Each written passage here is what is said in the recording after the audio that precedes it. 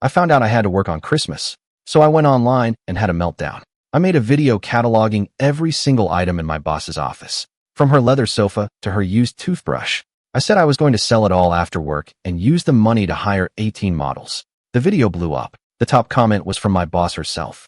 She wrote, "Are you insane? Why not just sell me while you're at it?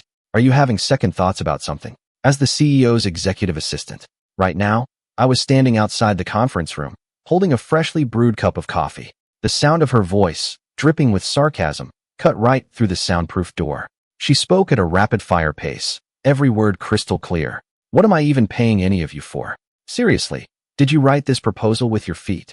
If you took this to a farmer's market, the old ladies there would praise it. What a vegetable. And they'd be right, because this is garbage. And this project plan, I'm 20 pages in and I still have no idea what your point is. Can you articulate a single key takeaway? With your communication skills, you could deliver a eulogy and I'd still have to ask who died. A bunch of useless proteins, idiots, morons, and basket cases. You've produced a pile of crap, and you had the audacity to bring it to me without even wiping first. Did you all forget to pack your brains during the evolutionary process? Could you please try to use them? Am I paying you to be here to piss me off or to actually work?" Inside the conference room, everyone was hiding in their shells like turtles, not daring to make a peep. Hearing that, I knew better than to enter and just turned around with the coffee. The boss was on a rampage, and I wasn't suicidal enough to walk into the line of fire. She could skip one cup of coffee, but I couldn't take another verbal assault. I made an excuse to use the restroom. By the time I got back, the conference room was empty. I knew the crisis was averted for now, so I made a fresh cup of coffee and headed for the CEO's office. The door was ajar. Someone had beaten me to it. It was Carter Evans, the assistant from the finance department who got the job through connections. He was wearing a skin-tight shirt, ridiculously flashy skinny trousers, and his hair was perfectly coiffed. He lowered his voice, his tone oily. "Ms. Sterling, your coffee," he said, bending over to place the coffee on her desk. The woman sitting behind the desk was tall and statuesque, strikingly beautiful with deep, captivating eyes. She possessed a natural elegance and a regal air. Right now, however, those eyes were filled with an icy indifference. "Who are you? Who let you in? Is this part of your job description? Get out." The smile on his face froze. "Ms. Sterling, I'm the new assistant, Carter Evans." Ethan was busy, so he asked me to bring this in for him. That was news to me, considering I was Ethan. Without looking up, she continued signing documents. "Get out. Don't make me repeat myself." Carter Evans took a deep breath. The next second, he stumbled as if he'd suddenly lost all motor control, lurching forward with the coffee. The woman didn't even flinch, her voice sinking to a dangerously low temperature. "I'd think very carefully before you spill that. This suit cost $20,000. Can you afford to replace it?" He wobbled precariously before forcing himself to stand upright. She looked him up and down. Then she scoffed. "Dressed like that, what kind of office do you think this is? Are you trying to get me arrested? I have no idea why HR hired you. You're not even aesthetically pleasing. You want to take Ethan's job? You're not as handsome, and you don't have 1,000th of his competence." I couldn't help but crack a smile. After all her insults, my damn boss was finally seeing my value. However, I celebrated too soon. She added, "Of course, I'm not praising him, and I'm not insulting you. I'm simply stating a fact, much like the fact that Ethan dresses like my grandfather." The smile on Carter Evans's face was barely hanging on. "Or perhaps you're aiming for the position of Mr. Sterling?" Her tone was thick with undisguised mockery. One shouldn't chase things that are out of their league. Instead of clinging to the fantasy of marrying rich, you should focus on self-improvement. I suggest you start by getting checked for Parkinson's and epilepsy. I should have seen it coming. Chloe's vicious tongue wasn't a recent development. He left with the coffee, on the verge of tears. As he passed me at the door, he shot me a venomous glare. The next second, her cool voice cut through the air. "Ethan, how long are you going to stand there? Moonlighting as security?" I sighed and walked in. This was completely uncalled for. She slowly adjusted her gold-rimmed glasses. Her long fingers tapped lightly on the desktop. Seeing that posture, "Great, here comes another lecture. Ethan, I don't pay you a 7-figure salary to stand around and watch the drama. I hope you'll learn to be more like a telephone pole and know your place. Have a little situational awareness. With my net worth, if someone managed to poison me, you'd be the one going to prison. For the sake of my paycheck, I endured. Pay more attention. If your eyesight is that bad, the company can pay for your LASIK surgery. I don't want any more riffraff getting near me.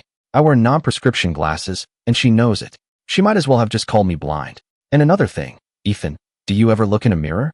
Your style is so drab it's damaging the company's image. Who's going to reimburse me when you scare off a client? I forced a dry laugh. That's an ugly laugh. You're better off not smiling at all. Chloe, to hell with you. Her mouth just gets more and more vicious. If you didn't pay so damn well, I would have been long gone. You call this a salary? It's hazard pay for my dignity. When I left her office, Carter Evans was packing his things into a cardboard box. He'd been fired. The entire finance department got an earful from her because of him. His dress shoes clicked loudly on the floor. He looked at me, his eyes filled with resentment.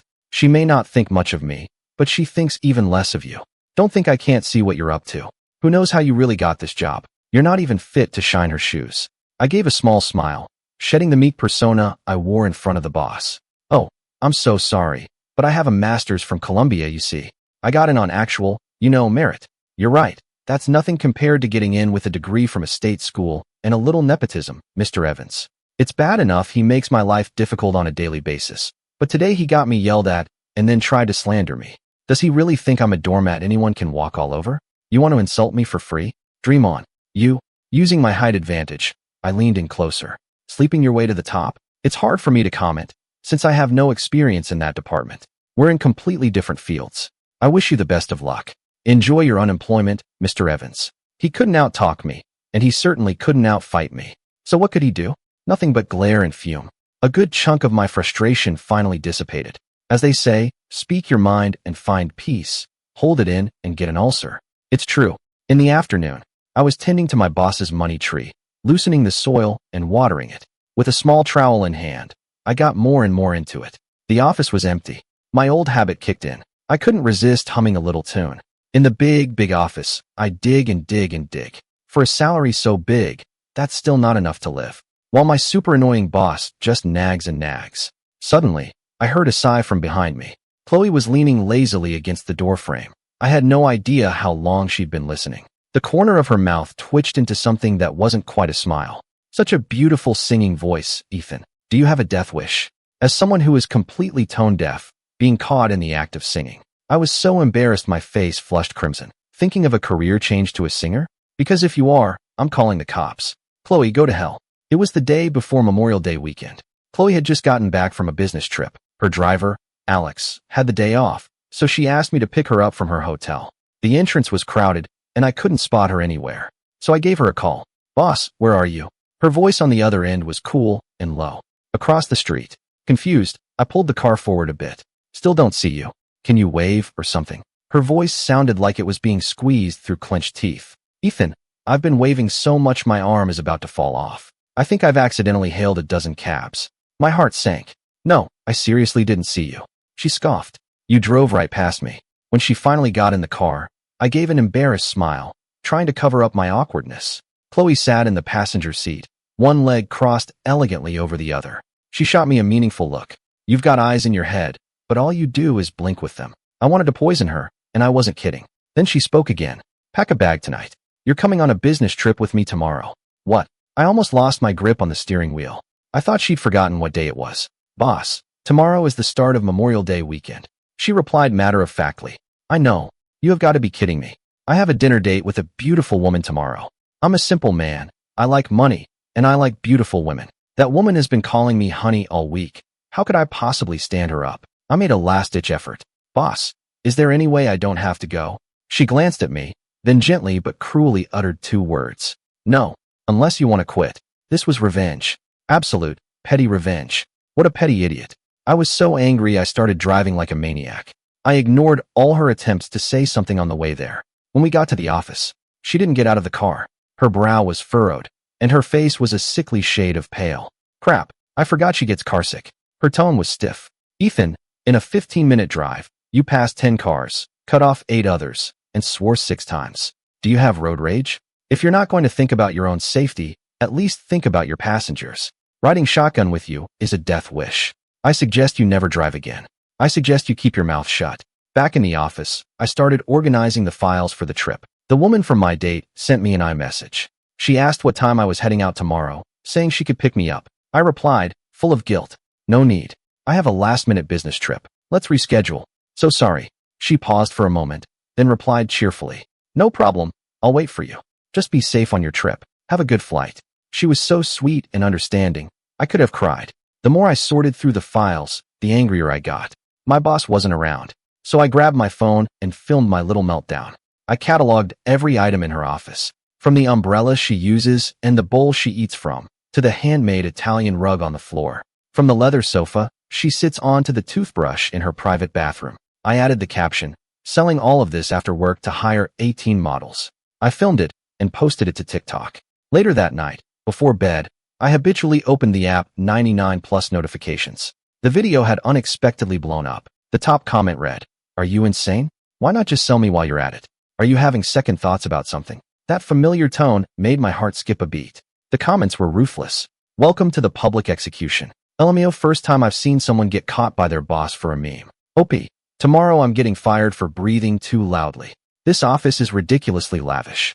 I'd buy it all on Facebook Marketplace for 99 cents. Not even kidding. Boss, do you own this office? Then why are you selling it? Boss, you better sleep with one eye open. See? Your boss cares about you. She's asking about your mental health. You're a legend. I sent you a friend request. Please reject it. Who sells a used toothbrush? That's just weird. The bristles on that toothbrush look worn out. I suggest you just send it to me." I glanced at my username. My boss is an idiot. A terrible feeling washed over me. No way.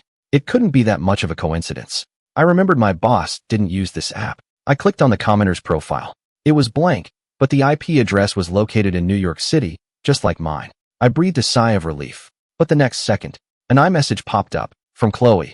"Ethan, be prepared to explain your username tomorrow morning." Me. She might as well have asked me to explain why I didn't include her in the sale. At least then I could have confidently said that I did. The most pressing issue was to figure out which foot I should enter the office with tomorrow to minimize my chances of getting fired. As you've probably gathered, my boss has a vicious mouth. So vicious, she'd probably insult a stray dog just for walking by. As the CEO of Sterling Corp and the sole heir to the Sterling family fortune, besides being beautiful, having a great body, and winning the genetic lottery, she has zero redeeming qualities. The New York press summed her up in 4 words: a corporate menace, utterly unpredictable. Other people's corporate battles are ruthless and legally ambiguous. Chloe's corporate battles are shameless and classless. When an employee at a rival company, Thompson Incorporated, made a stupid mistake and offended a client, it went viral. Sterling Corp benefited massively. Chloe used the official company account to post 3 times in a row, kicking them while they were down. Instead of offering help, she poured salt on the wound. "What's going on, Thompson? I thought the customer was always right. Hey, thanks for the windfall, Mr. Thompson. You're a real saint. I'm heartbroken to see that only half the internet is dragging you. Where's the other half? Don't they own keyboards?" Mr. Thompson was so furious, he just blocked her. In summary, not illegal, but definitely an asshole move. I probably managed to become her assistant because we're cut from the same cloth. My morals are flexible, and the salary she pays is an objective reality. And to properly exercise my flexible morals, I must first respect objective reality. I can't just turn down money for the sake of my principles, can I? Simply put, it comes down to one thing. She pays too damn well. You can test a politician's integrity with that kind of money, but not mine. So we teamed up, which basically meant she opened the gate and let me off the leash. She's famous for 3 things: her looks, her sharp tongue, and her ability to hold a grudge. Our rival, Landon Incorporated, had recently undercut our prices and snatched a major deal right out from under us. So when both our companies were bidding on a prime piece of real estate downtown, since our 2 office buildings were directly across the street from each other, Chloe bought a giant mirror and aimed it at their building every day. When asked, she claimed it was for adjusting her appearance. After a month, when it became clear the bad feng shui wasn't bankrupting them, she had me go undercover as a janitor, sneak into Landon Incorporated, and kill old Mr. Landon's prized money tree with boiling water. I heard the superstitious old man cried like a baby. The next day, Mr. Landon was hosting a dinner for an important client. With Chloe creating a diversion, I slipped into the kitchen and had the chef replace all 12 of his elaborate courses with 12 simple vegetable dishes. The deal fell through. Defeated, Mr. Landon had no choice but to head home. Mr. Landon was a health nut for his age and always rode his bicycle.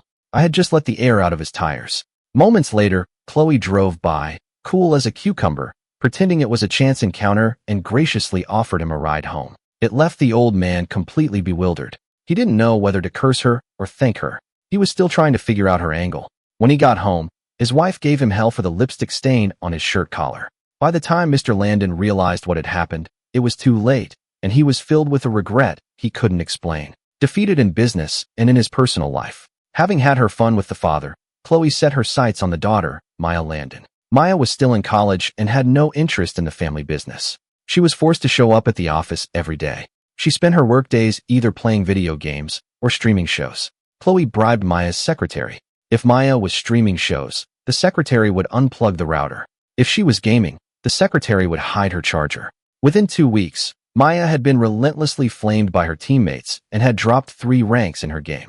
You'd think she would have caught on, but instead, she marched right into her father's office. I told you this place has bad vibes. You can't even keep a plant alive, and you wouldn't listen to me. Then, as a logical next step, she started renting a private room at a gaming cafe. So, logically, I arranged for a handsome guy to be there too.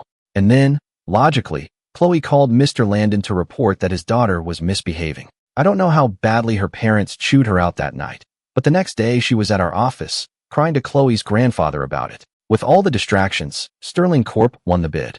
Chloe set up speakers at our company's entrance and blasted Celebration by Cool and the Gang on a loop.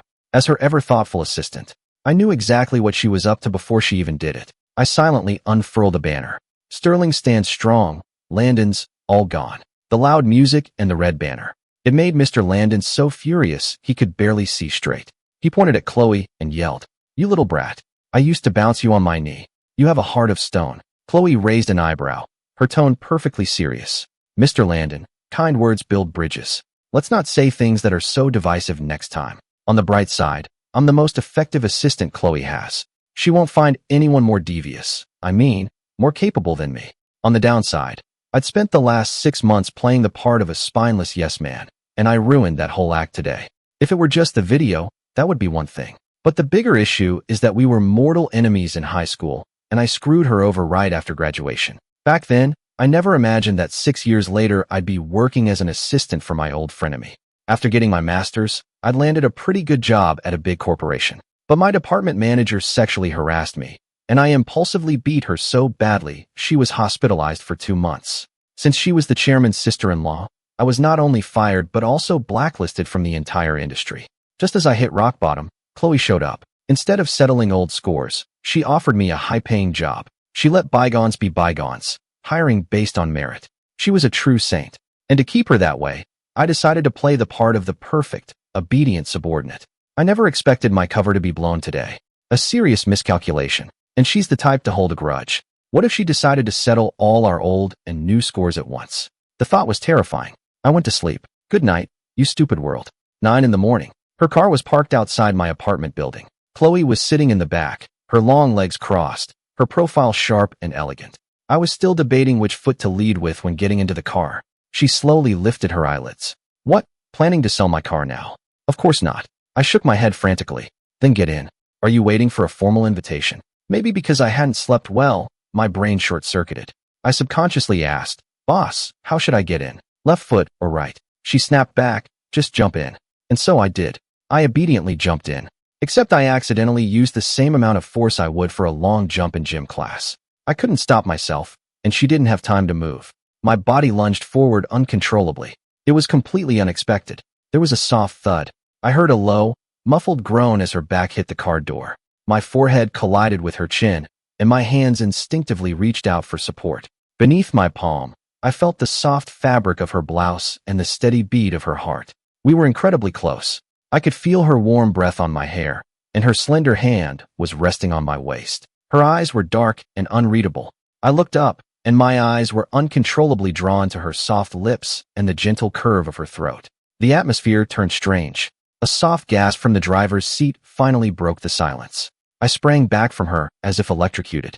I put my hands together in a prayer-like gesture. My voice was sincere. "I'm so sorry, I didn't mean to do that." Chloe sat up a moment later, rolling her shoulders, but said nothing. The tips of her ears were a faint, almost imperceptible shade of pink. After a moment, "Yes, you did." The driver, Alex, glanced back through the rearview mirror, his eyes glinting with amusement. But the memory of her tirade against Carter Evans was still fresh in my mind. I quickly held up my hand as if taking an oath. "I swear on my life I have absolutely no improper intentions, or may I never make another." "Shut up. You're being too loud." She cut me off before I could finish. Chloe took a deep breath, pressing a hand to her temple. I silently finished my thought. Dollar. Her expression instantly frosted over. She looked ahead. What's wrong with your driving? This ride is making me dizzy. Alex looked like he wanted to say something, but thought better of it. But the car hadn't even started moving. She said, both of you be quiet. The good news. She seemed to have forgotten about last night. The bad news. She was back to being her usual moody self. I obediently shut my mouth. The car was eerily silent. I realized belatedly. Had I been crossing my fingers when I made that vow? There are no permanent friends or enemies, only permanent interests. This business trip was to negotiate an investment with Landon Incorporated. Half of all business deals are made over a meal. The door to the private dining room opened. Inside, a young woman in a black t-shirt was casually leaning back in her chair, playing a game on her phone. Chloe's brow furrowed. What are you doing here? Hearing our voices, she put down her phone and turned around. Her short, silver-dyed hair framed a handsome, boyish face. She leaned back, hands behind her head, in a lazy posture. Couldn't be helped. My dad didn't want to see you. Her gaze swept past Chloe and landed on me, her eyes lighting up. Hey you. Surprised? Recognizing her, I silently took a couple of steps back. Shocked was more like it. I never in a million years would have guessed that the girl who'd been texting me sweet nothings was Maya Landon. That day, dressed as a janitor, I had snuck into Mr. Landon's office. It was during lunch break, so the office was empty. I took out my little spray bottle of poison and aimed it at the roots of his money tree. Suddenly, I heard a rustling sound from behind the desk. A young woman with messy bedhead stood up from behind the desk, rubbing her sleepy eyes. She stared at me, stunned. I froze, too scared to move. I'm with maintenance. Just watering the plants. She suddenly broke into a grin. Don't worry. I'm just an intern, slacking off. She picked up an electric kettle from the desk and handed it to me. She whispered, Here, use this. It'll kill it for sure. We looked at each other, and I saw a spark of mutual understanding in her eyes. I thought to myself, this girl is surprisingly cool. Later, she asked for my number, and being a sucker for a pretty face, I agreed. She started texting me all the time, calling me honey and babe. She asked me out to dinner a few times, but I always had to cancel because of work. Even though I was helping my boss sabotage Maya Landon, I had never actually met her in person. Who knew she was the same person? Thinking about it now, she was a truly devoted daughter. Not. Maya eagerly pulled out the chair between her and Chloe and sat me down. She grabbed a menu and shoved it into my hands. Here, see what you want to eat. She completely ignored Chloe's presence. Anyone watching would have thought we were on a date. Chloe's unreadable gaze shifted between the two of us. Her eyes lingered for a moment on Maya's hair. A faint, thin smile played on her lips. Trying to be edgy, but just looking trashy. Just then, the food arrived. Maya subtly pushed a plate of beef with extra cilantro to the side. The movement was barely noticeable. Suddenly, a cold voice came from my left. So picky for someone with such bad taste. The younger woman clenched her fists in anger. Then, as if remembering something, she raised an eyebrow at Chloe. I mean, it's one thing for her to be a bitch to me, but she's not this awful to you all the time, is she? Why aren't you saying anything? Don't tell me it's true. Women blossom in their late 20s, men just get old. Ms. Sterling is 26 now, isn't she? Please, just stop talking. Can't you see my boss's face is as black as thunder? To smooth things over, I quickly grabbed a chicken leg with the serving tongs and placed it in Maya's bowl. Just eat. The girl backed down, a slow grin revealing 2 small dimples. Whatever you say. Ethan, don't forget who signs your paychecks. Seeing Chloe's darkening expression, I quickly poured her a glass of water. Boss, have some water. Maya mumbled under her breath while chewing on her chicken leg. So petty. So what if he's her assistant? He went to my university. It seemed Maya Landon was, in fact, a student at Columbia. The atmosphere grew silent for a moment. I had lost control of the situation. Maybe they should just fight it out. Chloe pressed her tongue against the inside of her cheek. She must have been really pissed off, because she acted surprisingly childish. If you love name-dropping so much, why don't you just claim the whole planet is your family's? The campus is huge. Do you even see each other once a month? And you call him an upperclassman. Why don't you ask him who his deskmate was for 2 years in high school? If it weren't for a little mishap, you'd be calling me one too. Both pairs of eyes turned to me. When elephants fight, it's the grass that suffers. I let my gaze drift, trying my best to look composed. I looked down and took a bite of watermelon. Haha, this watermelon is really sweet. I met Chloe in the first semester of our sophomore year in high school. She had just transferred back from a school abroad. She was the perfect image of a rich heiress, privileged, cold, and utterly dismissive of everything and everyone. Including the top spot in our class, which I valued more than anything. I'd always known there were people far better off than me, that not everyone shared my struggles. But her arrival made me realize something. The gap between people wasn't just a chasm. It could be an entire mountain range you could never hope to cross. I was born into a moderately educated family. Both my parents were college graduates. They had higher education, but it hadn't managed to wash away their archaic, rotten beliefs. On the day I was born, a crowd of relatives gathered outside the delivery room. When they learned I was a boy, my father, before drifting off to sleep, muttered, "What a curse." My mother forced a smile as she handed out cigars to visitors, saying they'd skip the celebration this time and make it up later. My grandmother back home apparently threw a fit, saying my mother had married a loser and given birth to bad luck. So, when I was 6 months old, my mother got pregnant with my sister. The gloom that had settled over our house vanished, replaced by constant, beaming smiles and cheerful chatter. After my sister was born, they all fought to hold her, while I was forgotten in a corner, having not eaten all day. My survival instinct kicked in, and I started to wail. My father said I was just jealous of my sister's popularity, trying to get attention. That boys were just naturally envious. I stumbled through childhood, but I still didn't understand. I didn't understand why my sister got 3 fried eggs for breakfast while I got none. My teachers said eggs were important for growing boys, but my mother said boys didn't need that much nutrition. I didn't understand why my sister could attend an expensive private school, while I had to study until my books fell apart just to get a scholarship to a public one. I didn't understand why my parents would coax my crying sister to go to her after-school lessons, but when I offered to take her place, they would call me manipulative and scheming for my age.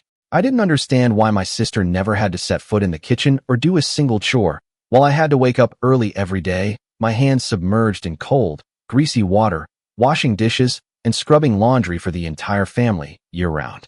I didn't understand why, when I stayed up late studying, I never got a word of encouragement or a glass of milk, only endless scolding for wasting electricity and being a drain on the family. I didn't understand why, just because I was the brother, my sister always got first pick of everything, why I had to do her homework, and why I wasn't allowed to defend myself when she hit me. I didn't understand why my sister got driven to and from school every day while I had to walk. There were too many things I didn't understand, so I started asking why. In middle school, the school was far from my house, and I didn't want to waste time commuting. So I asked my mother if she could drive me to school, just like she did for my sister. My sister was a day student because they worried about her, but I boarded at the school, so I would only need a ride once a week. My mother didn't say anything, which I took as a yes. On Monday morning, before 5, my father beat me awake with a broomstick. He sneered, "Didn't you want your mother to take you to school?" I silently got into my mother's car. The sky outside was still dark, heavy and menacing like a lurking beast. The entire way, my mother cursed at me, asking me why I didn't just die, her eyes filled with a hatred so intense it felt like she wanted to devour me. In that 15-minute drive, I heard the most vile insults of my entire life, words I never imagined could come from a mother's mouth. We arrived so early the school gates were still locked. I sat against the cold iron gate for 2 hours. It was cold and dark. I watched the sun slowly rise, filling the sky with the first light of dawn. From that day on, a fire was lit inside me. It fueled me to wake up 2 hours earlier every day to walk the 4 miles from my house to the school. 9,268 steps. I walked them for 3 years. Unlike my sister, who never had to worry about money, I had no allowance. I was so poor all I had left was a cheap and fragile sense of pride. I tried asking for money once, but being educated people, they didn't just refuse. They used their words to grind my pride into the dust, humiliating me completely. While my sister was living a carefree childhood, I was already finding any way I could to earn money. That's why I've always loved money. I can't survive without it. I collected cans in our neighborhood, did other kids' homework, handed out flyers, sold whiteout before exams, and multicolored pens after. And every now and then, I'd get a beating for embarrassing the family. The turning point came the summer after I graduated from middle school. The 3 of them, my parents and my sister, went on a road trip. They got into an argument, and my sister grabbed the steering wheel. They ended up driving the wrong way down the highway and collided with a semi-truck. Both vehicles flipped. 5 people. No survivors. My first reaction to the news was, surprisingly, pity. Pity for the newlywed couple in the truck. The funerals were rushed. My grandmother hurried in from out of town to fight over the inheritance and the settlement money. She didn't want to leave me a single penny. I grabbed a kitchen knife and threw a bigger tantrum than she did. I told everyone how my parents had abused me and how my grandmother was trying to take everything from an orphan. My grandmother had other children who cared about their reputation, even if I didn't care about mine. After some back and forth, I got $20,000 and the rundown old house, though she'd already cleared it of anything valuable. It wasn't much, but it was something I had fought for and won.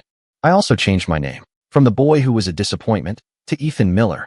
I was no longer just the boy born in hopes of a girl. I was my own person. Northwood High was a top-tier school. It wasn't short on excellent students. Even with my top entrance exam scores, I didn't qualify for any special financial aid.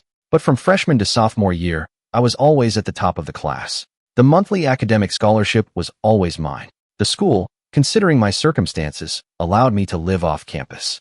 I was busy every day. In the mornings, I'd run a breakfast delivery service for the dorm students for a small fee. At lunch, I'd tutor classmates. In the afternoons, I'd sell photocopies of my notes. And at night, I worked part-time at a convenience store. On top of all that, I participated in academic competitions. The money I earned was just barely enough to get by. I wasn't popular. I didn't have time for gossip or school spirit. Everything I did for anyone had a price tag. My face screamed broke and greedy, and I reeked of commercialism. So when Chloe, the new transfer student, suddenly claimed the top spot, everyone was waiting to see me fail. I didn't know Chloe then, so I didn't feel much about it, other than regret for the lost $500 scholarship prize. It just motivated me to work harder. As I walked into the classroom after seeing the rankings, everyone was crowded around Chloe, praising her, gloating that I'd finally been knocked off my pedestal. Finally, someone else is number one. I can't wait to see the look on Ethan's face. There goes his scholarship money. It's like that scholarship was created just for him. No one else ever stood a chance. He's always so arrogant. He finally met his match. The girl leaned back in her chair, a flicker of annoyance on her face. Is being number one that hard? Why are you all so excited? Have none of you ever been first? Is $500 a lot of money? It wouldn't even cover a pair of my socks. With all this gossiping, it's no wonder none of you are number one. They shuffled away, looking embarrassed. Having lost face with her, they turned their attention elsewhere to regain it. For teenagers, saving face is everything, and their words, often unknowingly, carry a special kind of cruelty. Or maybe they knew exactly what they were doing. $500 might not be a big deal to us, but for Ethan, that's a fortune. Ha ha ha. All his shoes are from the clearance rack. I don't even know where you can buy $30 shoes. Do they even last? Does he only own 2 pairs of shoes? I've never seen him wear anything else. He probably doesn't even clean them. I'd heard worse. Compared to other things, this was nothing. I spoke calmly. You're all so concerned about me. Are you planning on making a donation? Sometimes, your weakness can be your greatest weapon. Worrying about things you can't change is a waste of energy. They fell silent instantly, guilt written all over their faces. They could laugh at me for being poor, but they weren't about to help me. So what business was it of theirs if I was poor? Dazzling people always attract attention. Good-looking, smart, rich, a transfer student.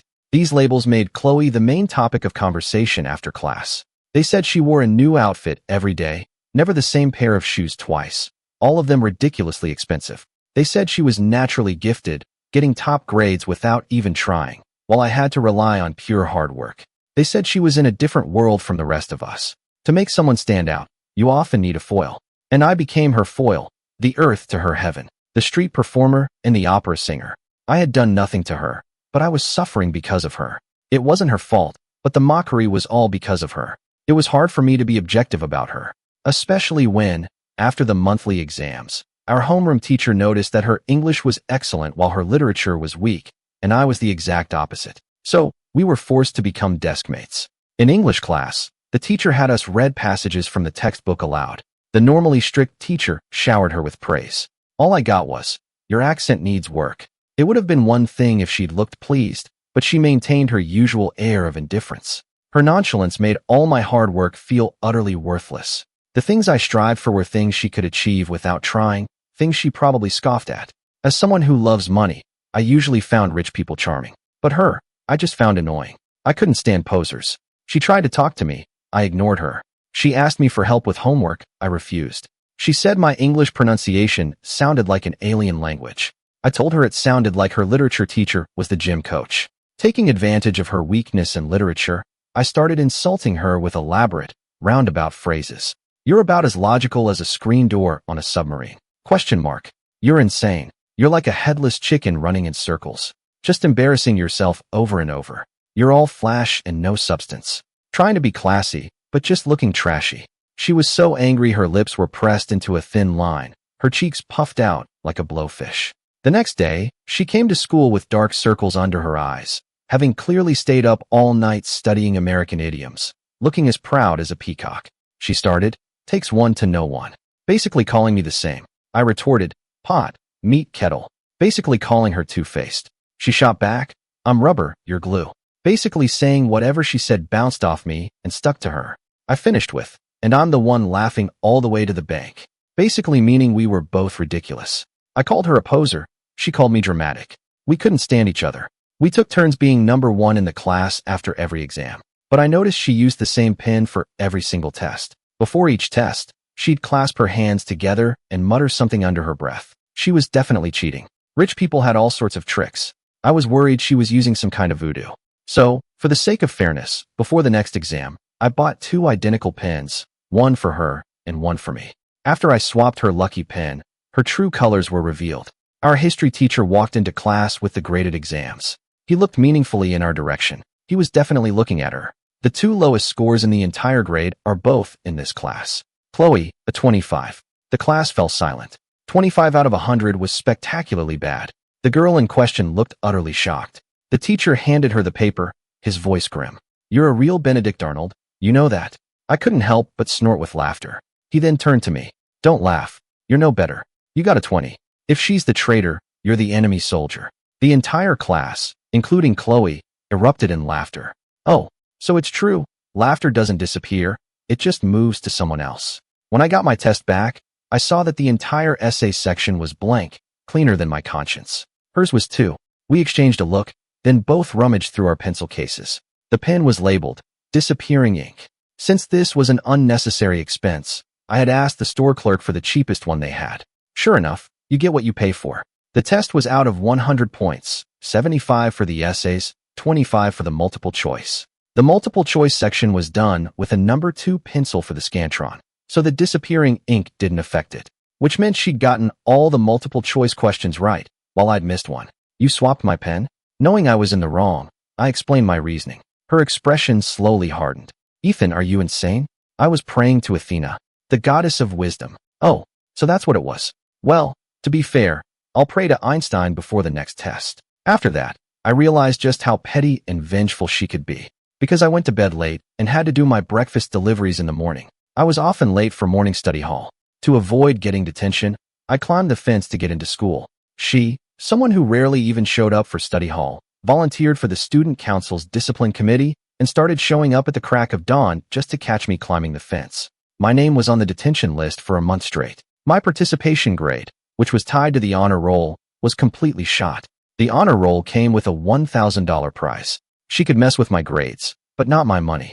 So, during the physical fitness test, I deliberately reported lower scores for her on every event. In front of everyone, I announced loudly, "High jump, 4 feet, 3 inches. Long jump, 5 feet, 3 inches. 50-yard dash, 9.8 seconds. 800-meter run, 5 minutes. Sit-ups, 0. Height." I yelled at the top of my lungs. 5'6". She finally snapped and screamed, "That's bullshit. I'm 5'9". I pretended to be scared. Okay, whatever you say." The muscles in her jaw twitched with fury. I blinked innocently. Messing with my money is like declaring war. "You started it." For the winter talent show, our teacher asked for class performances. I knew she couldn't dance, and she knew I couldn't sing. Yet both our names ended up on the performance list. I was to sing a solo, and she was to be my backup dancer. We had both shot ourselves in the foot, and neither of us was happy about it. The chosen song was a slow, classical ballad. Blushing, I went to the teacher. "Teacher, is there any way I can get out of this? I really can't sing." The old teacher patted my shoulder. "Don't be so modest, son." However, when it was our turn to perform, the teacher finally realized I hadn't been modest. I had been stating a fact. My voice cracked, and I somehow managed to sing the gentle ballad to the tune of a loud sea shanty. As for Chloe, her dancing looked more like she was fighting invisible demons. The audience was roaring with laughter. The teacher was silent for a long moment. Then he offered his critique. "Ethan, you have very strong lungs. Very loud. Good for you. And Chloe, you clearly don't lack calcium. Very energetic. You two are clearly destined for academic pursuits." We had lost every last shred of our dignity. Heat rushed to my face. I didn't need a mirror to know I was beet red. I glanced sideways. Chloe shot me a glare, the tips of her ears bright red. I thought our war would continue. But then, our homeroom teacher called me to his office to discuss a new financial aid program for low-income students. A few days later, the application form I had filled out was stolen and passed around the class. The student who did it eventually got a warning from the school, but not before everyone had read it. Every word on that form was a piece of my soul laid bare. All the vague rumors about me suddenly became concrete facts. People started looking at me with a mixture of pity, shock, and avoidance. Gradually, a rumor started that I was cursed, that I had caused my family's death, and that anyone who got close to me would be touched by the same bad luck. In the name of just looking out for her, people advised Chloe to switch seats. I expected her to use this as an opportunity to kick me while I was down. Instead, she didn't even bother to look up, a sneer on her face. I've heard of small-minded people, but you all have microscopic minds. It's one thing to be empty-headed. It's another to be completely waterlogged. You can study to fix bad grades, get surgery to fix an ugly face, but there's no cure for being a bad person. All of you talk more trash than a fleet of garbage trucks. The self-proclaimed justice warriors turned red and scattered. The sunlight slanted in, catching the strands of hair on her forehead, her back as straight as a pine tree. She turned to me with a smirk. You have no problem dishing it out to me, but when it's them, you're silent. You're playing favorites, Ethan. I told her the truth. They're my customers. Her expression was blank as she pulled out $100 bills from her pocket. She slapped them on the desk. Next time, I'm ordering you to fight back. Do a good job, and there's a performance bonus in it for you. My classmates were so cheap I was lucky to make $1,000 off them in a whole semester. It took me less than 2 seconds to make my decision. I snatched the money and put on my most charming smile. Yes, ma'am. Boss, I could have a problem with anyone, but never with money. Boss, just in case I do accidentally jinx you. This is a business transaction, okay? No refunds. Shut up. I'm rich. I'll just wear a cross and carry a horseshoe from now on. At 9, after evening study hall, I packed my bag, planning to take a shortcut to my part-time job at the convenience store. A few girls in my class were talking. Hey, did you guys hear? There's a creep hanging around the school. A flasher. He's made a bunch of girls cry. I heard he hangs out on Pine Street. Let's take the main road tonight. I'm scared. I paused. Chloe, who had been about to leave, sat back down. She asked casually, which street did you say you lived on? Pine Street. I had to take that street to get to my job, and even if I skipped work, I still had to go home. Maybe you should take a different route? No, I'm going that way. I was running late, so I slung my bag over my shoulder and ran out. I could hear her voice fading behind me. Ethan, come back. I'll give you a ride. Taking the long way around would add an extra hour to my commute. My shift started at 9:15. If I was late, they'd dock half my pay. Why shouldn't I take the shortcut? I was going that way. I didn't care what kind of creep he was. If he got in the way of my money, I'd make him a dead creep. At a dimly lit intersection, a few yards ahead, a man in a trench coat was standing in the middle of the narrow alley, his coat wide open. As I got closer, I saw he had a crazed grin on his face. Son of a bitch. It really was a flasher. I dropped my bag, rolled up my sleeves, and charged forward. The reason I was so poor was that I'd spent most of my money on self-defense classes. The only person who could protect me was myself. That was true then, and it's true now. My instructor said I was a natural, tall, strong, and a quick learner. I landed a kick right where it counts, so hard he couldn't even scream. I aimed for all the most painful places. I beat him until he was crying for his mommy. I stepped back and turned to find my bag, and I saw her, Chloe, dressed in a white shirt and black pants, standing silently against the wall, holding my backpack. In her other hand, she was holding a brick. When she saw me looking, she instinctively dropped the brick. I didn't see anything. A moment later, she added, seriously, at the police station, Chloe was the picture of calm. Officer, I'm telling you the truth. I saw that creep try to grab him, and then Ethan here let out this incredible roar. The guy was so terrified he just stumbled backward and ran headfirst into a wall. I wiped a fake tear from my eye and nodded innocently. The officer, a young officer, handed us both a cup of water. He smiled. All right, it was clearly self-defense. You did a good thing. Don't worry. The guy was a known repeat offender. After we left the station, not only was I not in trouble, but I also got a $500 reward from the city. As for my job, I told my manager what happened. She told me to go home and rest, and that she'd pay me for the shift anyway. Money makes people happy, and I'm not a complete jerk. Right now, the whole world looked beautiful. Thinking about how Chloe had just covered for me, I threw an arm around her shoulders like we were old pals. Boss, late night snack is on me. What do you want? She turned her head, a small smile playing on her lips. Spicy ramen. Well, look at that. The princess was getting down to earth. I love spicy ramen. She ordered her ramen and loaded it with chili flakes. I told her to take it easy, but she argued it tasted better that way. She ended up with her lips swollen like sausages and made 3 trips to the restroom. Money really does make the world go round. After that day, we called a truce. She stopped ambushing me at the fence in the mornings. I tutored her in literature, and she tutored me in English. She even got me a high-paying tutoring gig where I could make $500 on weekends. I had to admit I'd misjudged her. She wasn't a poser. She was my personal ATM. It was the last day of fall break. I was at home doing homework. My dog, Buster, started barking at the door. Buster is my dog. He's small, but he's fierce. I opened the door to find Chloe standing there, holding the leash of a huge golden retriever. She stood there proudly, a smug look on her face. What do you think of my dog? It was huge, with sleek, golden fur, looking all elegant and majestic. It looked expensive. He's nice, but I have a dog too. I called into the apartment. Buster. A little fur ball the size of a soccer ball came tearing out excitedly. He started running circles around my legs. Chloe looked surprised, as if she hadn't expected me to have a dog. Then she composed herself. She pointed at Buster. Your dog is tiny. He's useless. Not like mine. He's handsome, and he can protect you. After listening to her for a bit, I got it. She was here to show off her dog. Can't even tell what breed he is. Probably a mutt. I squatted down and patted Buster's head. Get her. She called you a mutt. The words were barely out of my mouth before the little black blur shot out like an arrow, his barks loud and ferocious. The golden retriever's eyes went wide, and it whimpered, backing away.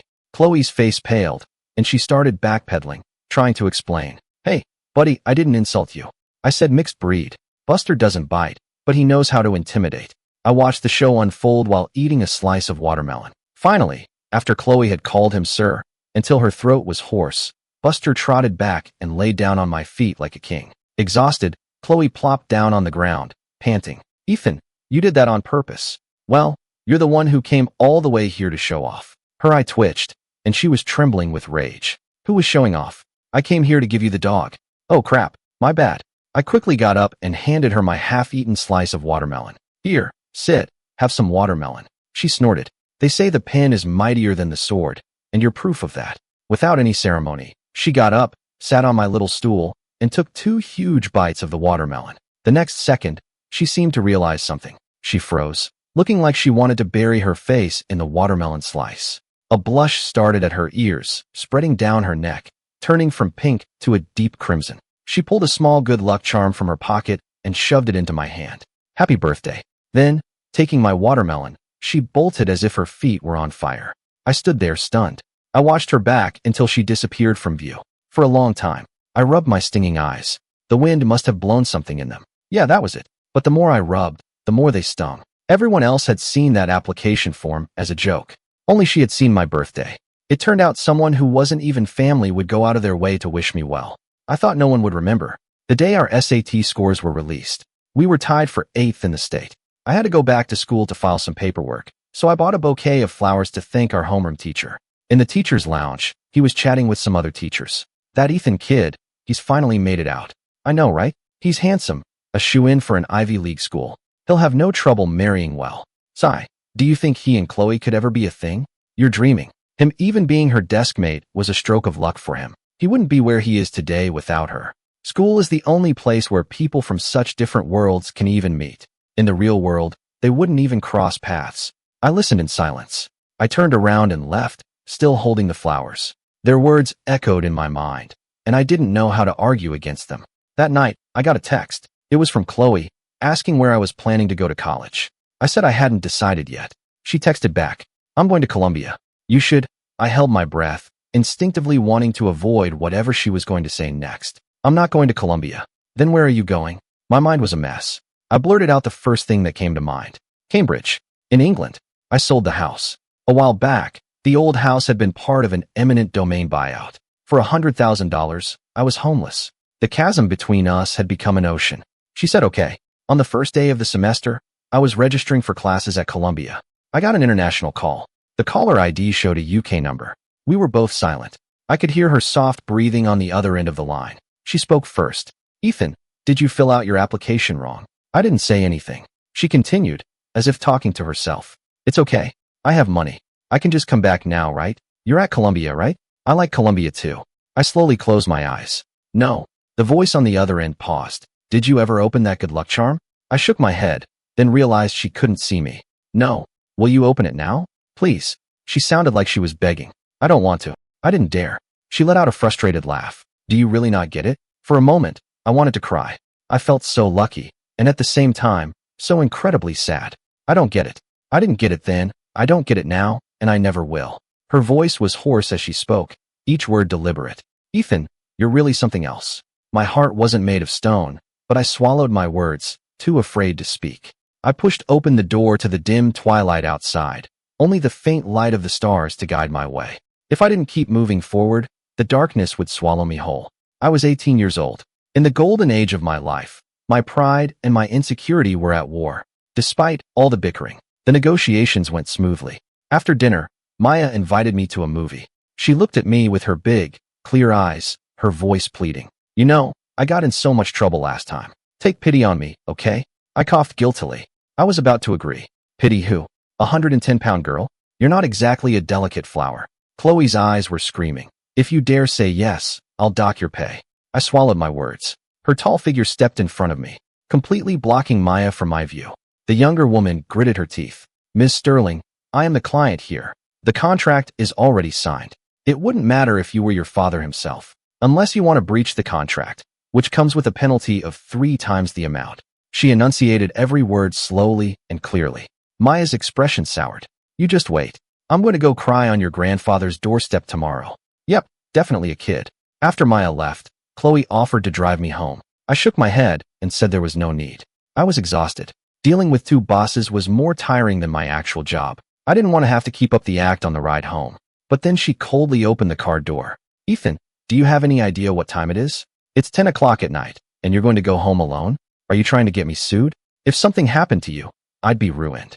After offending my boss this many times, I figured I was on the verge of being fired.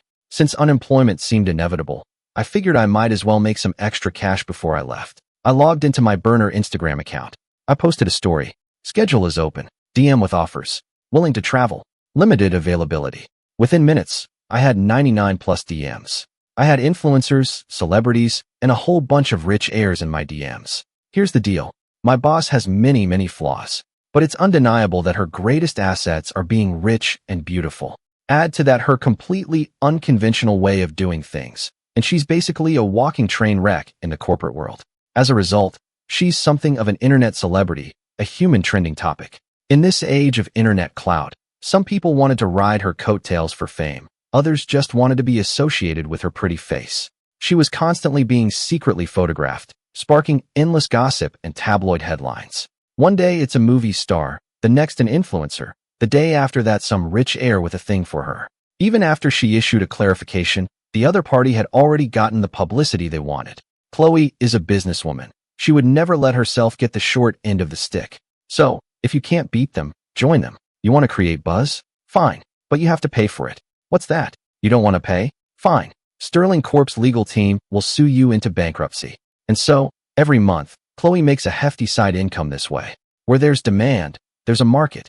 And where there's a market, there's me. Countless people were dying for a chance to be associated with her.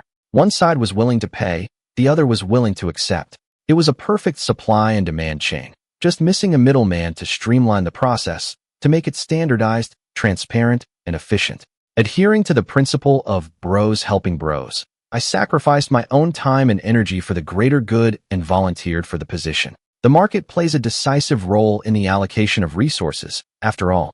To ensure the market functioned at peak efficiency, I implemented a flexible system of pricing, competition, feedback, and risk management. For example, different levels of scandal with the boss had different price points. I measured it in OMG units, each one costing $10,000.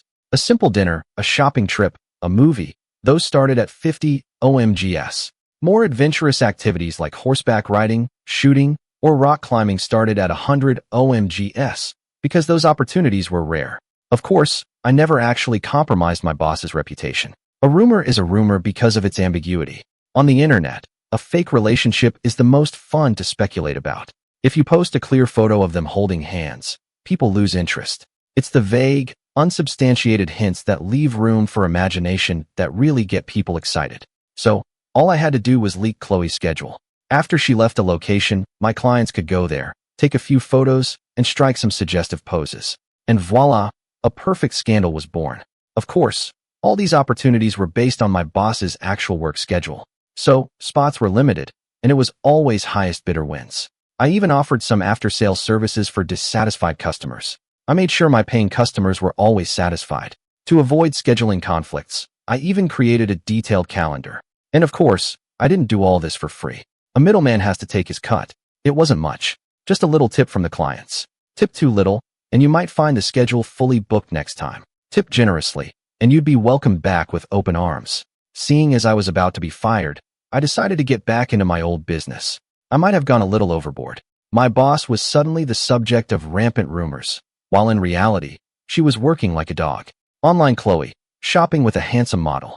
Real-life Chloe, having drinks with old investors. Every day she was either in a meeting or on her way to one. She didn't even have time to yell at anyone anymore. The entire office was happy. A world where only my boss suffered was finally achieved. Watching the balance in my bank account grow, I guiltily bought her a small cupcake. It was palm-sized and cost $20. They weren't selling cake. They were selling a piece of my soul. Chloe looked at her schedule for the day, her brow furrowed so tightly it could crush a fly. Ethan, is Sterling Corp going bankrupt? I shook my head, confused. If we were going bankrupt, I would have been the first one out the door. She took a deep breath, then explained to me why I have to take 2 flights to 3 different cities in one day. I'm a CEO, not a pack mule. I put on a pained expression and said righteously, it's precisely because you're the boss that you can't afford to slow down now. Are you ready to settle for a life of comfort? I didn't want to, but Mr. Harrison, Mr. Lee, and that movie star, they all paid so much, and they all insisted on the same day. I could see a vein throbbing on her forehead, and she looked like she was about to start swearing. I quickly opened the cupcake box and popped a piece into her mouth. Here, eat. Don't be angry. It's bad for you. Bite after bite. Her expression softened, the lines on her forehead smoothing out. By the time she finished the cupcake, she was practically cheerful. She tapped her fingers on the desk in a happy rhythm. Did you win the lottery, Ethan? Or did you suddenly grow a conscience? Both. I denied it, of course, smiling meekly. Neither. I just realized I should be nicer to my boss. Her eyes twinkled as she raised an eyebrow with a small smile. Fine, we'll stick to your schedule. My boss became the #1 trending topic for having dates with 3 different handsome men in 3 different cities in a single day. The internet dubbed her the time management guru. That night, she got an earful from her parents. Her usually gentle mother was practically screaming through the phone.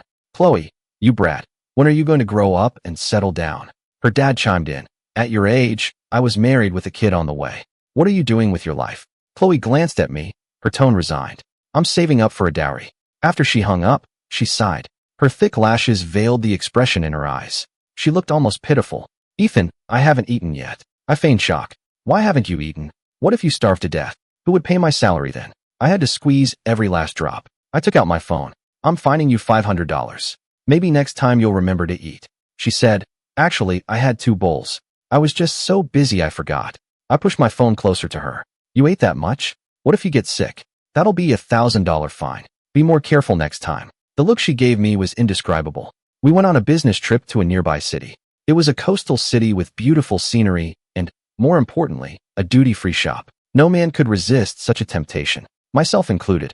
I was agonizing over which lipstick to buy, calculating all the discounts in my head.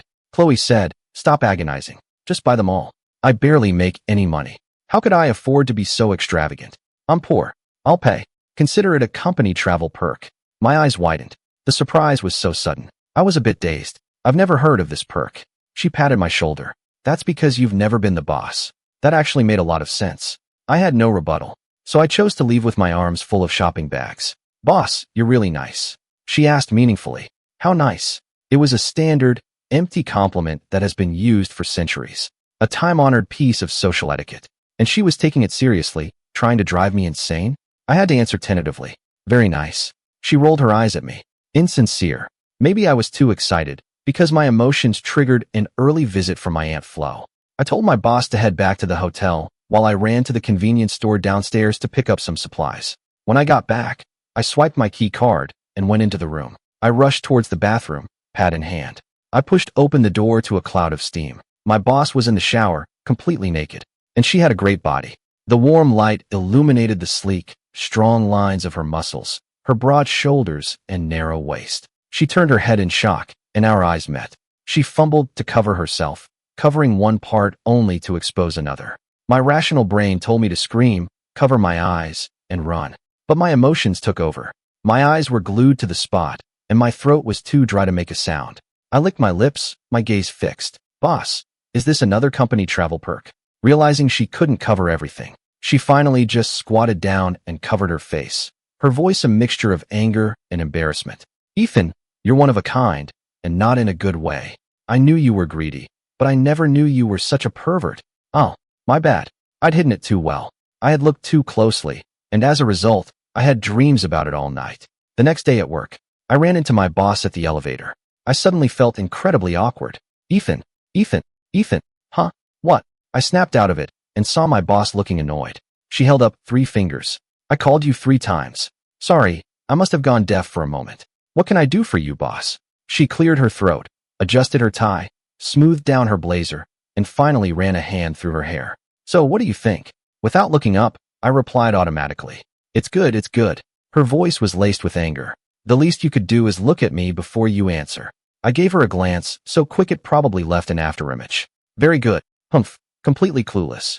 Watching her walk away, I finally noticed she was wearing a new suit, one that seemed a size smaller than usual. It hugged her waist, accentuating her already impressive figure. Damn it, I had to stop looking. If I kept looking, I was going to get myself in trouble. After half a day, I realized my focus was completely shot. I couldn't concentrate on work. Every time I closed my eyes, all I could see was that body. So I took over for the janitor who was mopping the floor outside her office. I grabbed the mop. I snuck glances inside while mopping the floor to a brilliant shine. You like looking at a great body, huh? Well, I was going to let my eyes have their fill. I mopped the small patch of floor in front of her door 50 times, and it still wasn't enough. The tiles were shinier than the bald head of the finance manager downstairs. Chloe looked at me, opened her mouth to say something, and then promptly slipped and fell on her ass. Your ass? I mean, are you okay? She straightened her glasses, which had been knocked askew. She roared, Ethan, are you trying to kill me? I silently took 2 steps back. I was the one on my period, but she was the one acting like she had PMS. Don't forget who signs your paychecks. I rushed over and slid to my knees in front of her. I patted her heaving chest. Don't be angry, please, I'm begging you. I hadn't been paid for this month yet. Chloe had to attend a gala. She brought me with her. She usually never attended these things. This time, she must have been having a psychotic episode. She even hired a personal stylist and makeup artist for me. I pointed to a rack of tuxedos. I can really pick any of these. She nodded, her chin resting in her hand. Wear whatever you want. Your usual wardrobe is so drab. But if I didn't dress plainly, people would bother me. I hesitated. Maybe I should just skip it. She sat up straight, her expression serious. Ethan, I don't think you understand what I'm saying. I'm saying you can wear whatever you want. You have the right to dress however you feel comfortable. I can protect you. My heart swelled. Every word she said landed with a powerful weight. I knew it wasn't my fault that I was attractive.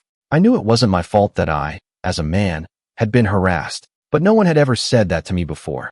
I never had anyone to back me up, so I had always subconsciously tried to make myself smaller to avoid trouble. A stone had been thrown into the calm lake of my heart, sending ripples through me. When I walked out of the dressing room in a perfectly tailored black tuxedo, Chloe covered her nose, her face instantly flushing. Are you sure you want to wear that one? Does it not look good? Her voice was faint. It looks too good. It makes me feel like I'm not worthy of being your date. I couldn't help but laugh. It was true.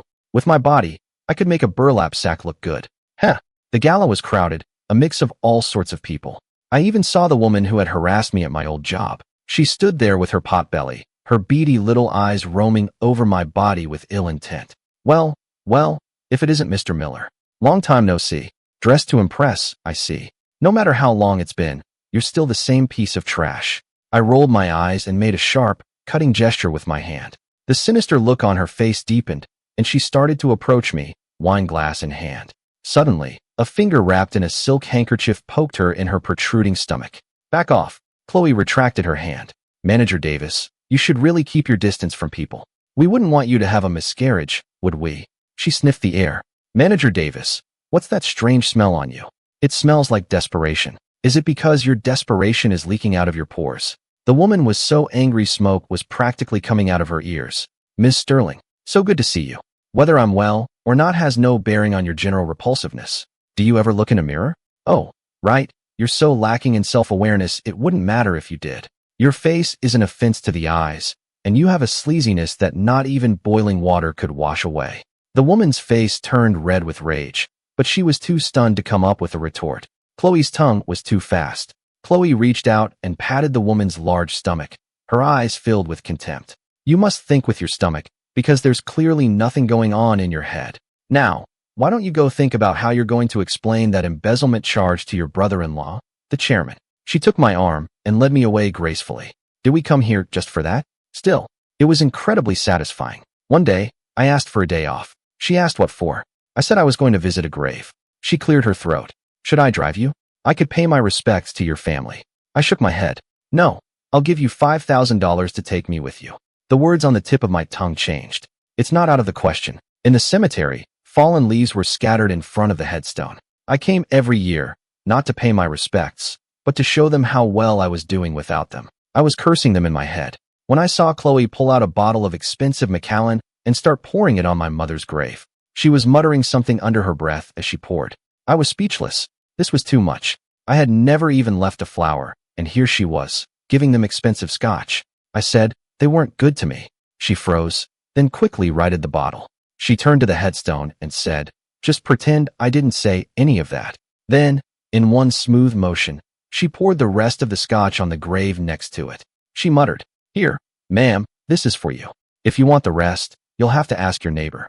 The usually composed woman was now acting silly and clumsy. I watched her, unable to look away. After a long moment, I sighed and a small smile formed on my lips. Greed or lust, I was bound to fall for one of them. And she was both. That night, I logged back into the TikTok account that had nearly gotten me fired. I posted a new video. The caption read, what do you do if you fall in love with your frenemy? The first comment said, marry her and rock her world. The username was innocence_cute assistant. A moment later, my phone rang. It was Chloe. She said, Ethan, I have an investment opportunity for you. Low investment, no risk, high return. Sounds like a scam. She scoffed. I'm so rich. Why would I need to scam you? What's the investment? Come downstairs. I'll tell you in person. I walked to the window and saw her familiar car parked downstairs. I threw on a jacket and went downstairs, feeling strangely nervous. When I reached her, she said, lend me $10,000. My racing heart suddenly calmed. Definitely a scam. But still, I transferred her the $10,000. Her eyes lit up, and she quickly put her phone away. Be my boyfriend. If you agree, you'll get $10 million in me. If you refuse, I'll donate the money and disappear. Think carefully. You were unbelievable. And what if I marry you? That's pushing your luck. I hadn't dared to think that far. Then I'm giving you permission to push your luck. Her eyes lit up, and she threw her arms around me, holding me tight. She whispered, then you can't sell me off anymore. When did you figure it out? From the very beginning. You'd always get so happy after you got the money, and you'd always treat me to something nice to eat. I guess that just goes to show, having a conscience doesn't pay. You have to be ruthless when you need to be. What could I do? I'm 26 now. It's an age where you fall for someone even more easily than you do at 18. The feelings came on like a tidal wave, swift and overwhelming, and I just surrendered. I remembered the good luck charm. I opened it right after we hung up that day. Inside was a protective charm and a small slip of paper. The note said, you had me at hello. I fell in love with you at first sight. Me too.